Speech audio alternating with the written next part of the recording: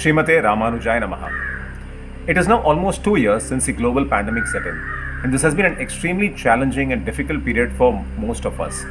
And for most of us, this has probably been the most difficult period that we can think of in our entire lives. There's been great uncertainty about our lives, both personally and professionally. There is constant news of disease and death and impending gloom across the world. So these are obviously very challenging times for us, both mentally and physically. Now, one of the most important questions that must be troubling all of us, and certainly it's been troubling me, is that in such a time of great difficulty, when all the news that is surrounding us, practically all the news is negative, how does one stay positive? How does one stay motivated? How does one stay positive when the whole world is beset with negativity? I distinctly remember the first time in my life that I had to choose a positive mindset over a negative one in an active manner. I had just finished high school and it was time to get college admission and begin the business of becoming an adult.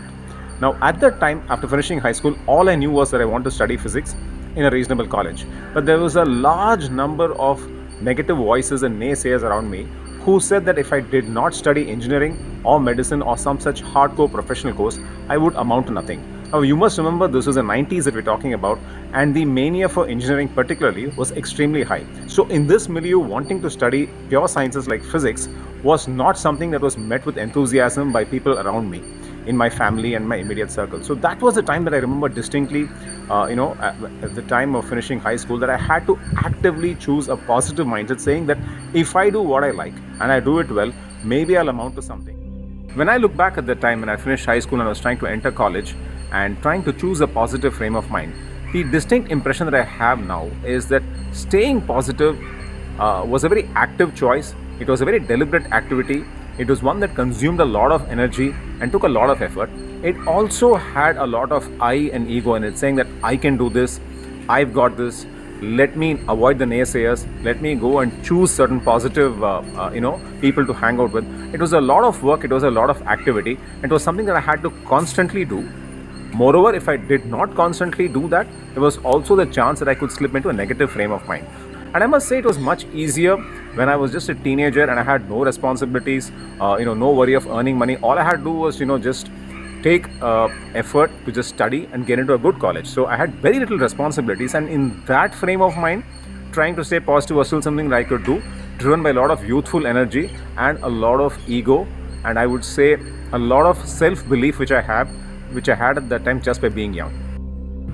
The technique of staying positive, which worked very well for 17-year-old me trying to go from high school to college, is not working for me today in my 40s. I've used various versions of the positive affirmation technique in my 20s and 30s, and has worked to varying degrees, but off late I'm finding that I'm not getting the same sort of returns that I used to as a 17-year-old or as a 22-year-old. Now, there are many reasons for that. One is 17-year-olds don't have any responsibilities. They just have to get up in the morning, eat the food that their parents give them, just go to school and study hard.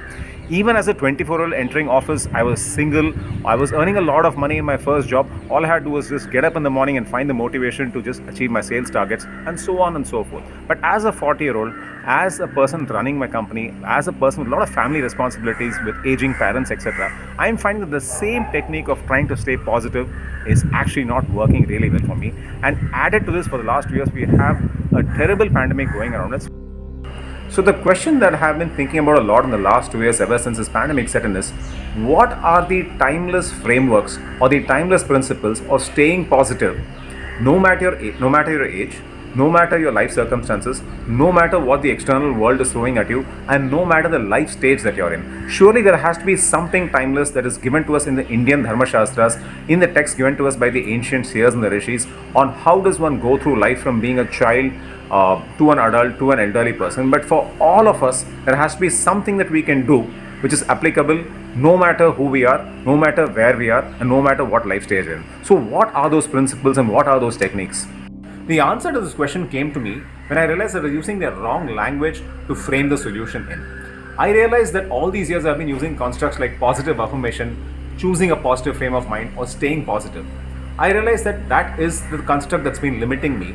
But if I shifted the words from staying positive to being in a state of sattva or Sattva Gunam, that's when the answer came. as per the Indian knowledge systems, our minds have three modes: sattva, rajas, and tamas. And sattva has the quality of light, of purity, of happiness. And in the Bhagavad Gita, the Lord says that being sattvic actually opens the doors to true knowledge, whereas being rajasic or driven by attachment and energy binds us to material objects, whereas being tamasic leads to delusion, laziness, and sloth. Being sattvic is completely different from staying positive. Staying positive can be a very lonely activity. It is driven a lot by our own energy, and it's also a very vague and abstract concept, because when I tell somebody you stay positive, what are they supposed to do? Right? What are they going to do next day in the morning when they wake up? On the other hand, being sattvic is not at all vague. It is not at all abstract. In fact, the Indian texts have vast stores of instructions for us on what are the things to do every day in the morning, from the time we wake up to the activities that we do, to the foods that we eat, the company that we keep, the vocation that we choose, and so many other factors that help us access this divine, inexhaustible, infinite store of sattvic energy. So therefore, being sattvic is extremely specific.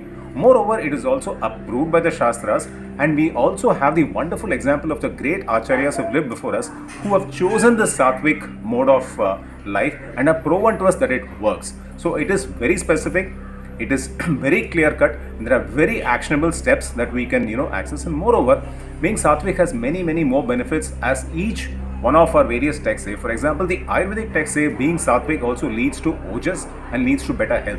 It's not only about having a positive frame of mind or having a light, happy frame of mind. The Bhagavad Gita says that being sattvic leads to true knowledge. So being sattvic is so much more, and that's why I believe that it's transformationally different and radically better than merely staying positive. It's not that staying positive is a bad thing, but I'm just saying that if we make the mental shift, the shift from saying I will be positive, saying I will access the mode of sattva, then we are tapping into something that is much more bigger, much more divine, and more importantly, we just take the I out of the equation. We also get divine help in our quest to solve the problems of life and achieve success. So how does one stay sattvic, or how does one become sattvic? Well, honestly, it's a very vast subject, and there are many different texts which give instructions on the subject. For example, the Lord in the Bhagavad Gita clearly tells us how to become sattvic and how to avoid the rajasic and tamasic modes of life. And this process of becoming sattvic is a lifelong journey, and I strongly believe that one should seek a good acharya and a qualified guru to learn this from. And we should all develop the quality of satsanga so that we may learn proper modes of sattvic living. I would like to end this video by sharing 3 things that I have applied in the last few years and have worked really well for me. The first one is actually very surprising and very simple, and I have spoken about this in other fora, which is every day in the morning I get up, have a bath, and wear this Urdhva Pundram, or in Tamil which is known as Tirman Kappa. This is as per the system of Vedanta that my ancestors have followed for the last hundreds of years, and this is as per what I am supposed to follow, being born in this particular family. Now this has had a transformational effect, because every day in the morning I surrender myself to the divine, and I invite Lord Sriman Narayana and Mahalakshmi to reside here in the Agnya Chakra and to direct my thoughts. And who better than the creator of the universe himself to direct my thoughts and my life? So this is a very simple but very powerful and very transformative technique that has been used in different ways, which is the pundra or the tilaka that we wear on our forehead. This is a time-honored, time-tested Indian technique of staying sattvic. The second one is that whenever I get free time, I try and visit the amazing ancient temples of India. Now the temples of India are very special because they are consecrated spaces where there is literally infinite, endless supply of sattvic energy, and also you get to have the company of very good people and satsanga there. So visiting temples has again been a game changer for me personally, and I can strongly say that whenever one has the free time, one should go and visit temples nearby our home. And the third thing that has worked for me, which is also as per Shastric injunctions and as taught me by my family elders, is that I only try and consume prasad as much as possible and avoid outside food. By prasad, I meant food that is cooked in a very, in a manner prescribed by the Shastras, and which is first offered to the divine, and then we partake the leftovers after the divine has consumed food. So partaking of prasad also is a very important part of the sattvic journey, because what we eat has a very direct correlation to how we think, and what we do later on after consuming that food. And this has been repeatedly, this instruction has been repeated across the Indian text. So these three things, which is wearing this Urdhva Pundram as per my family's tradition, going to temples as much as I can, and trying to consume only prasad as food and avoiding all other manner of outside food that is not prasad, has really helped me take good strides in this journey of being Sattvic. Of course, I'm not perfect. I have many imperfections. I have many days of rajas and tamas. But I can say that I have definitely found a huge impact by adopting these in my life, by adopting these Sattvic modes. I hope you found this discussion of the transformation trying to stay positive to becoming Sattvic useful for you as we all navigate this journey of life. And if you found something that is interesting that you'd like to share with us in your journeys or struggles in trying to adopt a positive state of mind, or in your journey of becoming a Sattvic person, love to hear from you. Please drop your comments below. And thank you so much for taking the time to watch this video. And I will conclude by offering my prayers to Lord Srinivasa, Shriyat Kantaya Kalyana Nidhe Nidhetinam, Sri Venkata Nivasaya, Srinivasaya Mangalam.